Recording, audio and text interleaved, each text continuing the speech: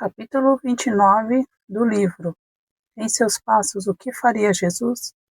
De Charles M. Sheldon, obra em domínio público. Leitura em voz alta. Assim que, se alguém está em Cristo, nova criatura é. As coisas velhas já passaram, e eis que tudo se fez novo. 2 Coríntios 5:17. A hora do almoço na missão era o instante em que toda a família se reunia para cultivar uma sadia camaradagem. Era uma hora de descanso. Uma franca alegria e um agradável bom humor reinavam então. O bispo contava suas melhores histórias. O Dr. Bruce tinha um repertório inesgotável de anedotas. Aquele grupo de discípulos possuía um bom humor saudável, apesar do ambiente de tristeza em que geralmente vivia. O bispo dizia, muitas vezes, que a capacidade de manter o bom humor era também um dom de Deus, e para ele era a válvula de segurança que o aliviava naquela alta pressão a que seu espírito estava submetido. Nesse dia, o bispo lia para os companheiros um jornal da manhã. De repente parou, e sua fisionomia tornou-se severa e triste. Todos olharam para ele, interrogadora e ansiosamente. Um homem foi alvejado e morto quando furtava um saco de carvão de uma carroça.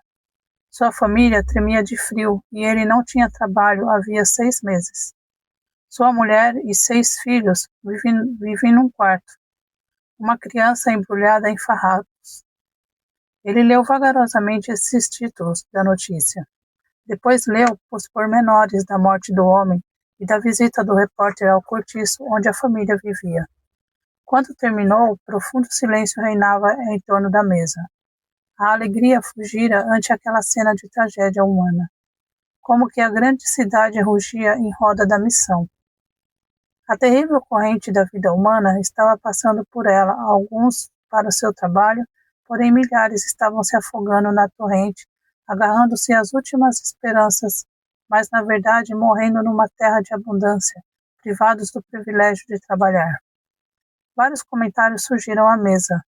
Uns dos que haviam chegado pouco tempo antes, um jovem aspirante ao ministério evangélico, disse: por que não se dirigiu esse homem a uma das sociedades de beneficência ou às autoridades civis?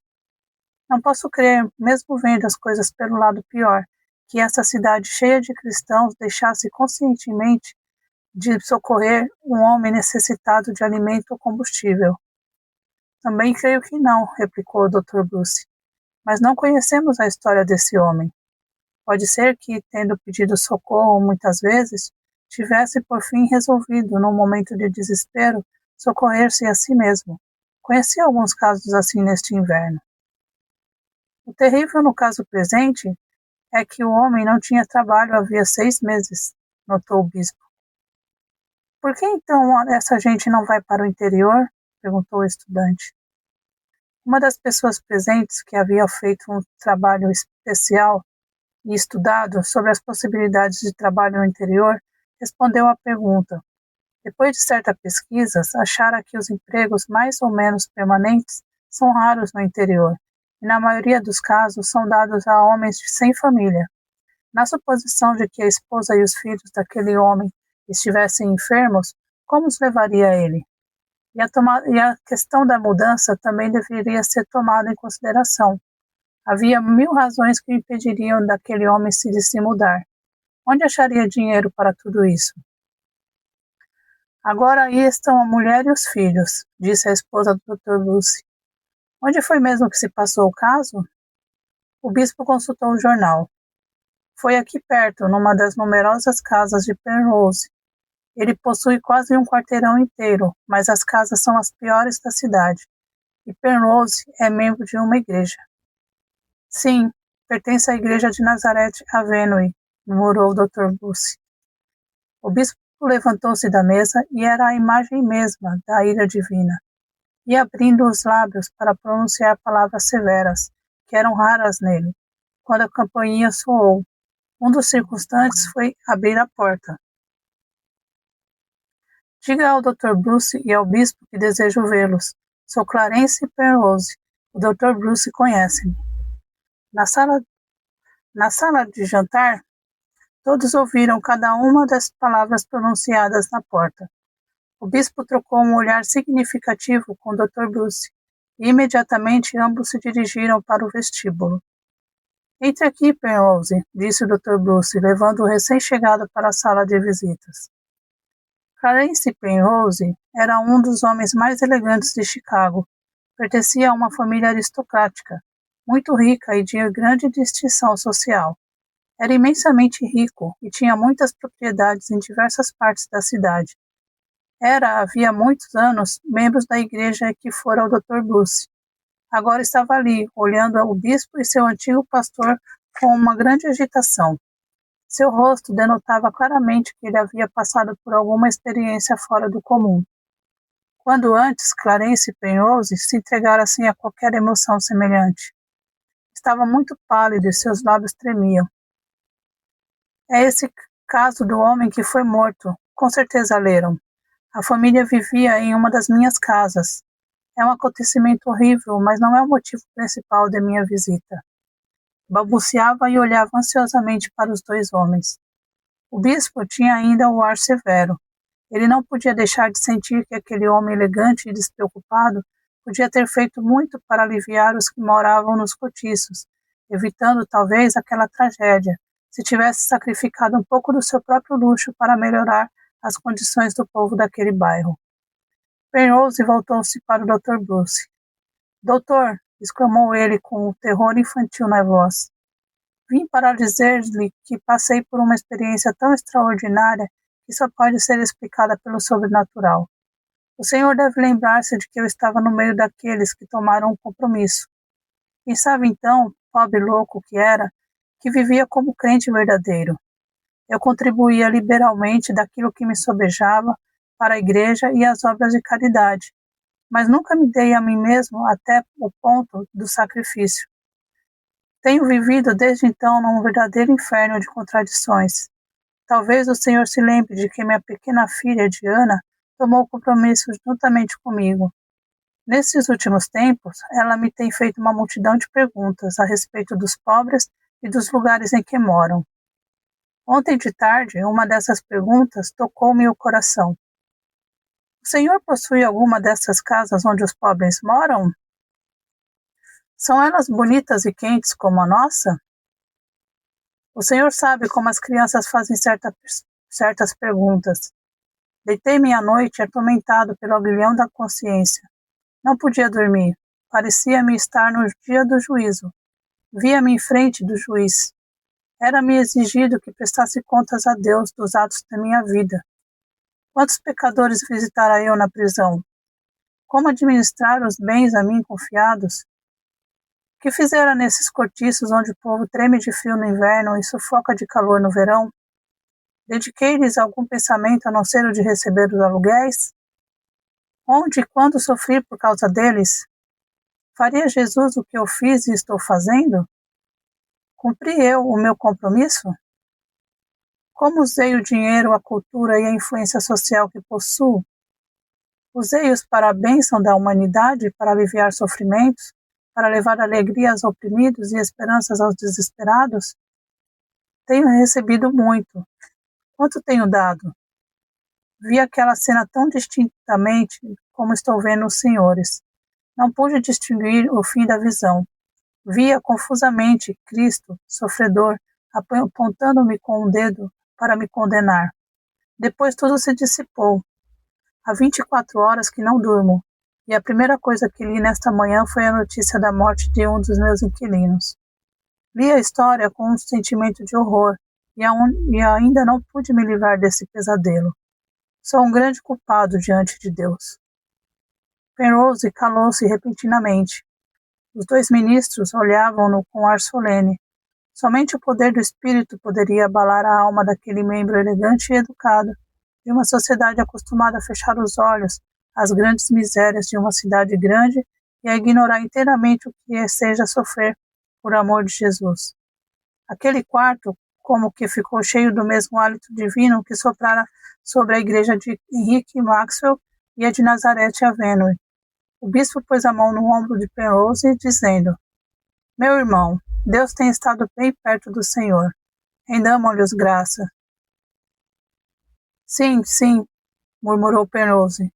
Sentou-se, cobrindo o rosto com as mãos, e o bispo fez uma oração. Então Penrose disse calmamente: Quer ir comigo até aquela casa? Como única resposta, o bispo e o Dr. Bruce vestiram os sobretudos e acompanharam-no à casa da família do homem morto. Desde o instante que pôs os pés nessa terrível espelunca, que fazia às vezes de lar e em que pela primeira vez se achou em face de um abismo de sofrimentos e desesperos, começou para Penrose uma transformação completa em sua vida. Seria preciso escrever uma longa história para contar como, desde então, ele cumpriu seu compromisso. O que faria Jesus se possuísse cortiços em Chicago ou em qualquer outra grande cidade do mundo? Qualquer pessoa que puder dar a resposta certa a esta pergunta poderá facilmente adivinhar o que Clarence Penrose começou a fazer. Antes que o inverno atingisse o maior rigor, muitas coisas aconteceram na cidade que modificaram a vida de todas as pessoas desta história e daqueles que prometeram andar nos passos de Cristo. Certa tarde, saía Felícia da missão com uma cesta cheia de produtos de sua cozinha, que ia levar como amostra a um padeiro da vizinhança.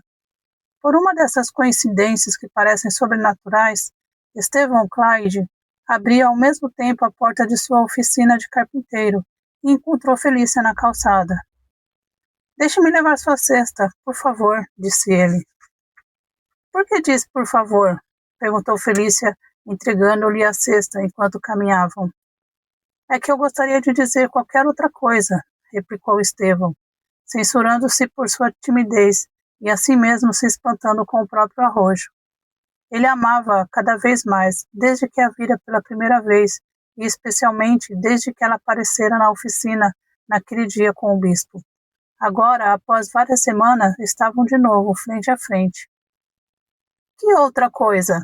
Indagou Felícia inocentemente, caindo na armadilha. Você quer saber? Disse Estevão, voltando o rosto belo e nobre, e encarando-a com o olhar de alguém que possuísse o melhor de todas as coisas do universo. Eu diria, deixe-me levar a sua cesta, querida Felícia. Jamais Felícia parecera tão bela. Continuou seu caminho algum tempo sem se voltar para o jovem. Ela bem sabia que já lhe dera seu coração, havia algum tempo. Enfim, corando, disse timidamente, enquanto um raio de ternura brilhava nos seus olhos. E por que não o disse? Mas você permite? Estevão tão emocionado estava que se descuidou do modo por que levava a cesta. Felícia gritou. Sim, mas não deixe cair meus pratos. Ora, eu não deixaria cair coisa tão preciosa nem por um império, querida Felícia. Disse o moço que parecia estar andando no ar.